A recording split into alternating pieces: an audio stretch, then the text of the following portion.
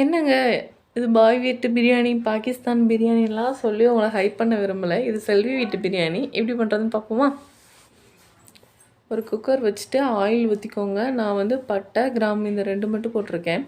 சின்ன வெங்காயம் வந்து ஒரு 7 போட்டுட்டு, அப்புறமா 2 பச்சை மிளகா, 2 தக்காளி, கொஞ்சமாக கொத்தமல்லி போட்டுக்குவேன். எல்லாத்தையுமே ஒட்டுக்கா போட்டு தான் வதக்குறது. கொஞ்சம் சுருண்ட வரவுமே நான் வந்து 2 பச்சை மிளகா, ஒரு துண்டு இஞ்சி, 4 பல் பூண்டு எல்லாத்தையுமே அரைச்சி ஊற்றிக்குவேன். இந்த தண்ணி சுருண்டு வரணும். அதுக்குள்ளே நான் வந்து அதில் வந்து சிக்கன் போட்டுக்குவேன். இது எல்லாமே சேர்ந்து சுருண்டு வரட்டும் அப்படின்னு சொல்லிட்டு.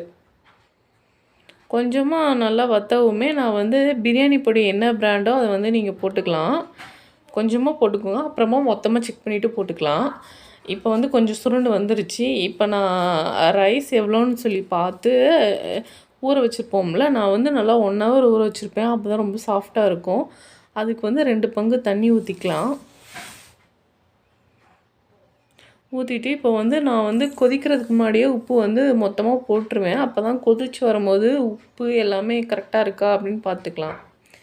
இப்போ கொதிச்சு வந்துருச்சு. லாஸ்ட்டு வந்து ஒரே ஒரு பிஞ்ச் கரம் மசாலா போட்டிங்கன்னா செம்ம டேஸ்ட்டாக இருக்கும். ஒரு 3 விசில் விட்டு எடுத்துட்டிங்கன்னா இந்த மாதிரி செம்மையாக டேஸ்ட்டாக இருக்கும். இது வந்து செல்வி வீட்டு பிரியாணியாக இருந்தாலும் தலப்பாக்கட்டு ஸ்டைலில் இருக்கும். நீங்கள் சாப்பிட்டு பார்த்துட்டு எப்படி இருக்குன்னு கமெண்ட் பண்ணுங்கள்.